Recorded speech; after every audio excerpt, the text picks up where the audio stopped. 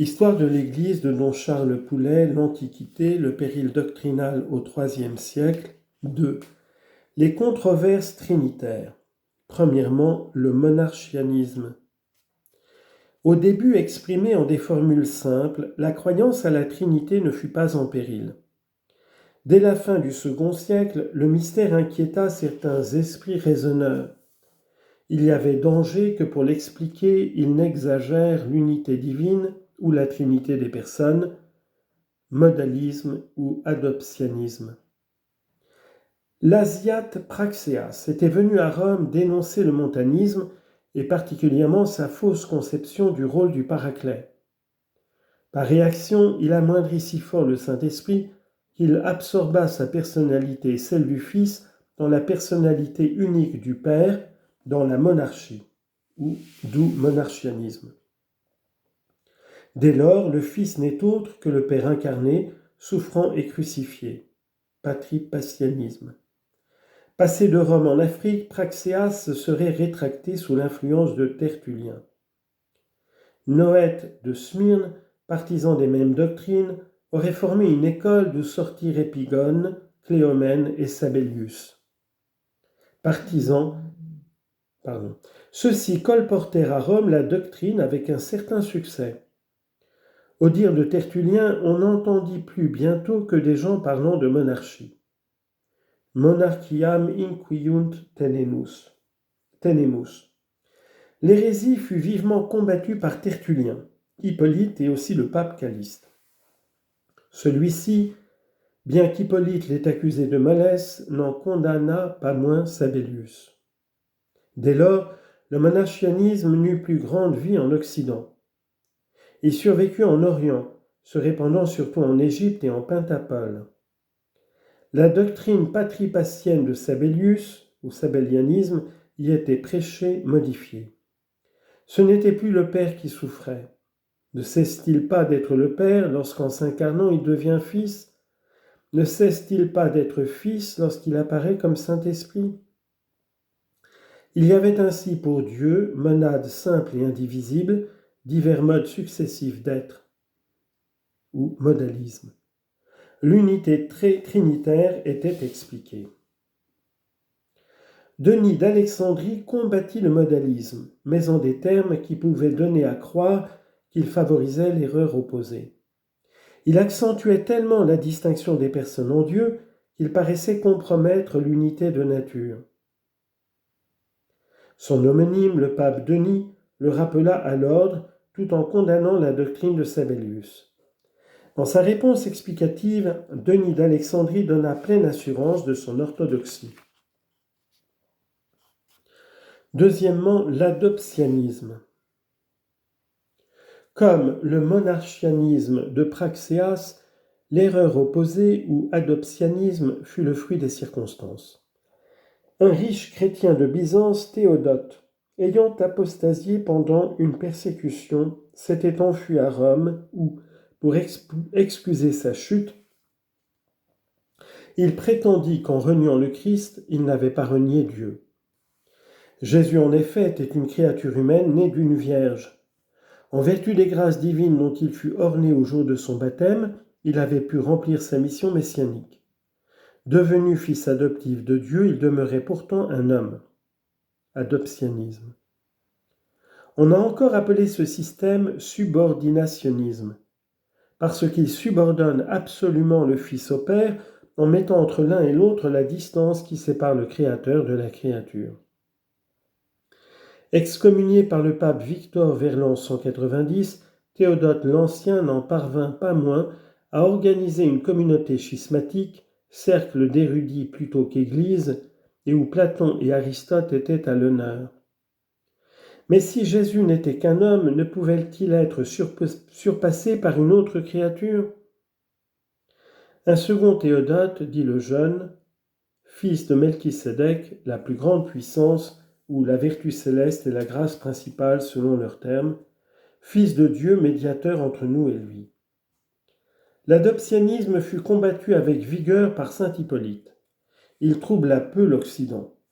Vers 235, un certain Artémon essaya de le faire revivre à Rome, mais sans succès. Il s'attaquait à des vérités trop bien assurées pour qu'elles puissent être alors ébranlées. Pourtant, aux environs de 260, Paul de Samosate, évêque d'Antioche, fit revivre l'adoptianisme en lui donnant une tournure plus savante et en l'habillant de la théorie du logos. Pour lui, le logos ou verbe n'est qu'un simple attribut de Dieu. La raison divine, ce verbe s'est manifesté par Moïse et par les prophètes, mais surtout par Jésus, fils de la Vierge. Celui-ci d'ailleurs n'est qu'un homme supérieurement inspiré par le logos et qui peu à peu a mérité d'être en quelque sorte divinisé. Paul de Samosate prétendait appuyer sa christologie sur des données scripturaires telles que celle-ci, « Mon Père est plus grand que moi » ou encore « Jésus croissait en grâce devant Dieu et devant les hommes ». Patronné par Zénobie, reine de Palmyre, dont il favorisait la politique orientale et anti-romaine, le Samosate parvint d'abord à se défendre contre les imputations lancées par Firmilien de Césarée, Denis d'Alexandrie et Grégoire le Thaumaturge. Enfin, 70 évêques d'Asie mineure et de Syrie se réunirent à Antioche et condamnèrent sa doctrine. Au début du IVe siècle, l'adoptianisme devait revivre sous la forme de l'arianisme et désoler l'Église entière. Texte et documents. Décision de saint Cyprien dans la question du baptême des hérétiques. Lettre 70. Nous sommes d'avis et nous tenons pour certain que nul ne peut être validement baptisé en dehors de l'Église, parce qu'il n'y a qu'un seul baptême établi dans la Sainte Église et qu'il est écrit « Ils m'ont abandonné, dit le Seigneur, moi la source d'eau vive, et ils se sont creusés des citernes crevassées qui ne peuvent garder l'eau. » Et d'ailleurs, la Sainte Écriture nous avertit « Abstiens-toi de l'eau étrangère, ne va pas boire à la source des eaux profanes. » Il faut donc que l'eau soit purifiée et sanctifiée par le prêtre pour qu'elle puisse dans le baptême laver les péchés de l'homme qu'on baptise. C'est ce que dit le Seigneur par la bouche du prophète Ézéchiel. « Je vous aspergerai d'eau pure et vous serez purifiés de toutes vos souillures. Je vous purifierai de toutes vos idolâtries.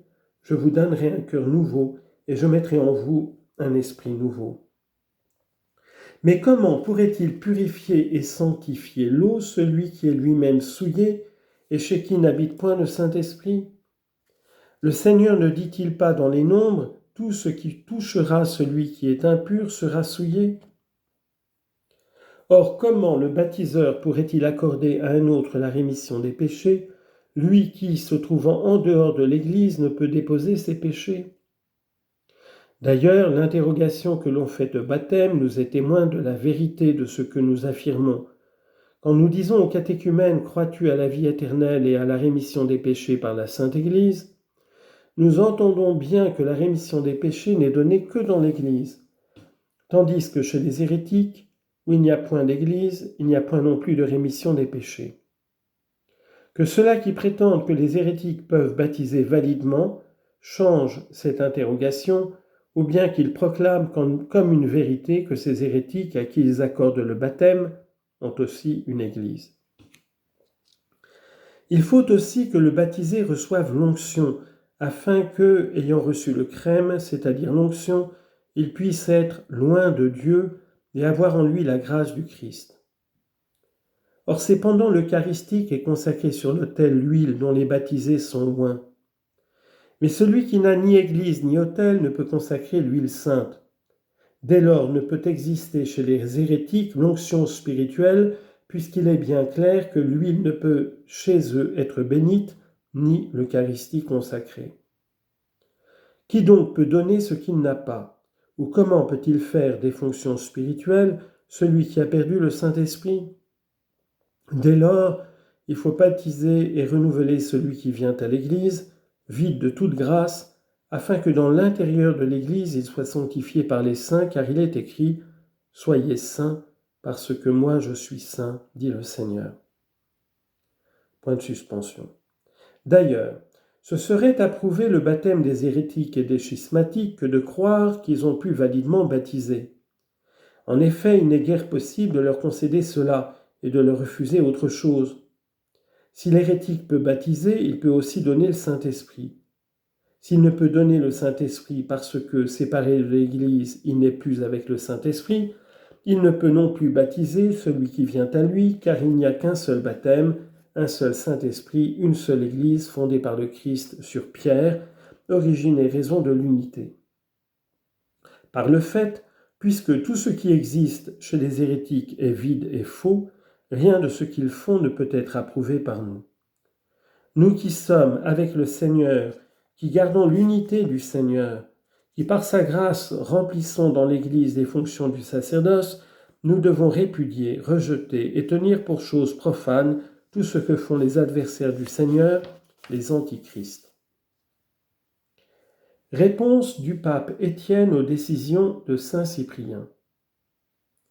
Si quelqu'un vient à vous, de quelque hérésie que ce soit, il n'y a rien à innover, mais à suivre simplement la tradition et à lui imposer les mains pour la pénitence. D'ailleurs, les hérétiques eux-mêmes ne baptisent point à proprement parler ceux qui viennent à eux, mais les communisent seulement. Il n'y a point à rechercher qui est celui qui a baptisé, parce que celui qui a été baptisé a pu obtenir la grâce par l'invocation des trois personnes de la Sainte Trinité, le Père, le Fils et le Saint-Esprit. C'est le nom du Christ qui produit l'effet du baptême, en sorte que celui qui a été baptisé, où que ce soit, au nom du Christ, peut obtenir aussi la grâce du Christ. Nous suivons ici la tradition que nous avons reçue des apôtres.